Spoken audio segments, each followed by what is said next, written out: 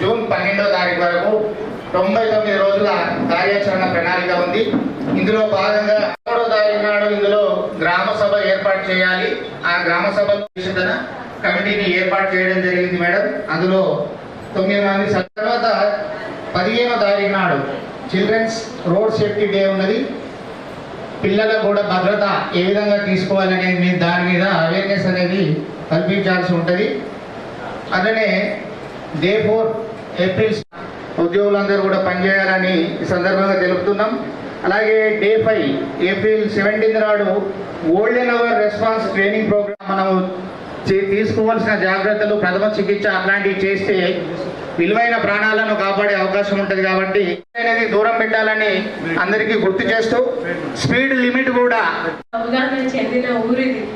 నేను గతంలో వ్యవసాయ విషయంలో అంటే డ్రోన్ మీద ఒక ప్రయోగాలు చేసే క్రమంలో ఇక్కడ రావడం జరిగింది. ఇక్కడ ఉన్న శాస్త్రీయమైన తరీకాతో మీ అందరూ ఒక రైతు స్థాయి నుంచి చేస్తున్న ప్రయోగాలకి నేను ఫస్ట్ ఆఫ్ ఆల్ అభినందన ఇస్తున్నాను. ఇది ఇంకా బాగుపడాలి. వ్యవసాయం మీద చిన్న చూపు కాకుండా ఇంకా కొత్త ప్రయోగాలు చేస్తూ ఉండాలి కోరుకుంటూ ఈరోజు ఈ ప్రోగ్రాం గురించి ముఖ్యంగా మేము ఎందుకు వచ్చామంటే మీ అందరికీ తెలిసిన విషయమే. ఇప్పుడు మన తెలంగాణ రాష్ట్రం మన జాతీయ స్థాయిలో చూస్తే ఒక చెడ్డ పేరు ఉంది. దేని మీద? హైయెస్ట్ డెత్స్ ఉన్నాయి. మన మొత్తం భారతదేశం చూస్తే మన జనాభా ఎంత? 4 కోట్ల 32 లక్షల అనుకుంటా. ఒక 4.5 crores తీసుకోండి. అందులో ప్రతిరోజు ఎంతో మంది వాళ్ళ ప్రాణాన్ని చిన్న పిల్లలండి వాళ్ళ ప్రాణాన్ని ఇలానే నష్టం, అంటే కుటుంబానికి అయితే తీవ్రంగా నష్టం జరుగుతూ ఉంటుంది. మనకి ఆస్తులు కానివ్వండి, ఎంత కొంత గేదెలు, ఇల్లులు ఇవి అన్నీ కూలిపోయినా పర్వాలేదు, కానీ ఒక మనిషి ప్రాణం పోతే తిరిగి తీసుకురాగలుగుతామా? తీసుకురాలేము. సో అంటే నేను 2 రకాలుగా అపీల్ చేస్తాను. దీంట్లో మన రెస్పెక్టెడ్ డీజీపీ గారు శ్రీ శ్రీధర్ రెడ్డి గారు, అదేవిధంగా రెస్పెక్టెడ్ చీఫ్ సెక్రటరీ గారు, వారు ప్రత్యేకంగా దీని మీద దృష్టి పెట్టుకొని, వాళ్ళకి ఎన్నో పనులు ఉంటాయండి. ఒక డీజీపీ స్థాయి, ఒక ముఖ్య కార్యదర్శి అంటే ఎన్నో శాఖలు, ఇలాంటివి ఎన్నో జిల్లాలు ఉంటాయి వాళ్ళకి. 33 జిల్లాలు. 33 జిల్లాలతో పాటు హైదరాబాద్ మహానగరం ఉంది తలనొప్పిగా. ఆ డీజీపీ గారు సొంతగా ఈ నినాదాన్ని తయారు చేయడం జరిగింది. ఏంటి? Arrive alive. మీరు సంక్షేమంతో మీరు బాగుపడి మీ ఇంటికి చేరుకోవాలి అనేది ఆ నినాదం వారే డిజైన్ చేసి మనకి ఈరోజు మన ముందు ఈరోజు వాళ్ళు పెట్టారు.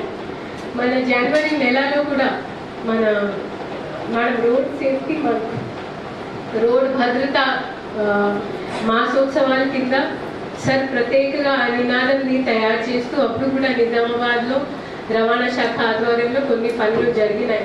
కానీ ఇప్పుడు మాకు మీ సహకారం కావాలి. మీ సహకారం ఏ రూపంలో? ఇప్పుడు మీ దగ్గర వేసుకుంటారు. ఎంతమంది భుజాల్లో ఒక ఆభూషణాగా పెట్టుకుంటారు, అది ఉంటారు, మిగతా వాళ్ళు అదే చేస్తారు. సో మహబూబాబాద్ అనేది మారుమూల ప్రాంతంలో కొంతమంది సర్పంచ్, ఇన్ఫాక్ట్ కిరణ్ గారు, మీరు ఇది సవాల్లాగా తీసుకోవాలి. మీరు కొత్తగా ఎన్నికైన ఒక యువకుడు. సో తప్పకుండా మీ ఇంట్లో మీ ఊరికి రావాలి అంటే తప్పకుండా ప్రతి ఒక్కరి దగ్గర హెల్మెట్ ఉండాల్సిందే. మొన్న సర్పంచ్ గారు మీరు వేసుకుంటారో వేసుకోవాల్సిందే. ఎంట అయినా చెమట అంటే రక్తం కంటే చెమట బెటర్ కదా. మొత్తం రక్తం విసిరిస్తూ ఉంటే దానికంటే చెమట వచ్చినా పర్వాలేదు. ఓకే, సో దయచేసి హెల్మెట్స్ ప్రతి ఒక్కరు వేసుకోవాలి. కదా అయిపోయినట్టే. సో హెల్మెట్ అంటే మీరు కొంచెం ఒక 1 minute చేసే పని అండి. ఇంటి నుంచి వెళ్ళి ఎక్కడప్పుడు కొట్టడం, తర్వాత దాన్ని వేసుకోవడం, మీ ఆల్మోస్ట్ యూ విల్ బి ప్రాణం పోయే దాంట్లో అవకాశం ఉండదు. So helmet is most important. Helmet ఉంటే 99% మీ తలనొప్పి అయిపోయినట్టే. సో ఇప్పుడు నేను మహిళలతో నేను కోరేది ఏంటంటే, ఇప్పుడు మనం ఎలా అయితే మనం బంగారం కోసం గొడవ చేస్తాము, కొత్త చీర కోసం గొడవ చేస్తాము, అత్తగారు ఇంట్లో ఎక్కువ రోజు ఉండవద్దని గొడవ చేస్తాము. అదే స్ఫూర్తితో, అదే ఎనర్జీతో ఎవరు కూడా బయట హెల్మెట్ లేకుండా అడుగు పెట్టకూడదు అనేది మనం గొడవ చేయాలి. ఇది ఒక సార్థకమైన గొడవ. అంటే ఇలా కొట్లాడితే వీళ్ళు కూడా హ్యాపీ అవుతారు. ఓకే, ఇప్పుడు మా గురించి ఆలోచిస్తుంది మా ఆవిడ అని. సీట్ బెల్ట్స్ అనేది ఓకే, వెనక సీట్లో మనకి ఎయిర్ బ్యాగ్స్ ఇవేమి కొత్త కొత్త రకాలు వచ్చినాయి. బట్ ఫస్ట్ ముందు ఉన్న సీట్లో తప్పకుండా సీట్ బెల్ట్ వేసుకోవాలి. ఇప్పుడు మనం అందరికీ అలవాటు ఏంటంటే మనం సరిగా తినము, కానీ హాస్పిటల్కి వెళ్ళి ఎంత టైం పడినా అక్కడ ఉండగలుగుతాం. డాక్టర్కి హెల్మెట్కి ఒక 100 రూపాయలు ఎక్స్ట్రా ఇస్తాము, కానీ క్యాజువాలిటీ వార్డ్లో వెళ్ళి బట్ మీరు చికిత్స పొందాలంటే దానికంటే బెటర్ మీరు ఏమేమి అప్రమత్తంగా ఉంటే అని బెటర్. సో సరే, ఇది నా ఉపన్యాసం, నేను చెప్పాల్సింది. రెండోది, ఇప్పుడు నేను SHO గారితో కోరేది ఏంటంటే తప్పకుండా ఒక వాట్సాప్ గ్రూప్ అయి ఉండాలి. అందులో మీరు అడ్మిన్గా ఉండాలి. అండ్ మన గ్రామాల నుంచి పెద్దలు అంటే అవగాహన ఉన్నవాళ్ళు, పెద్ద మనుషులు, ఇంకా ఆశలు, వీళ్ళంతా ఆ గ్రూప్లో ఉండాలి. అండ్ మనకి బెస్ట్ ప్రాక్టీసెస్, మీరు మీ ఊళ్ళో ఏమేమి చేస్తున్నారు, మీరు ఆదర్శంగా ఎలా మారుతున్నారు అనేది ఆ వాట్సాప్ గ్రూప్లో తప్పకుండా రిజిస్టర్ అయి ఉండాలి. ప్రతిరోజు మీరు ఎలా అంటే ఒక హెల్మెట్ గిఫ్ట్ చేసే కార్యక్రమం అయినా మీరు పెట్టుకోవచ్చు. ఓకే, సో ఫస్ట్ అయితే ఆ వాట్సాప్ గ్రూప్ ఏర్పాటు చేసేసండి. రెండోది, ఎంపీడీఓ గారు అండ్ పంచాయత్ సెక్రటరీ కార్యదర్శి బాబు, మీ పేరేంటి? మురళి. మీరు ఒక విలేజ్ రోడ్ సేఫ్టీ కమిటీ అది ఏర్పాటు చేయించాలి.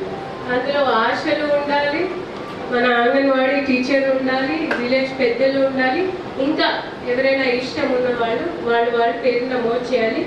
ఈరోజే మీరు తీర్మానం చేయాలి, మాకు కమ్యూనికేట్ చేయాలి. కాపాడుతానని ప్రతిజ్ఞ చేయుచున్నాను. జై హింద్.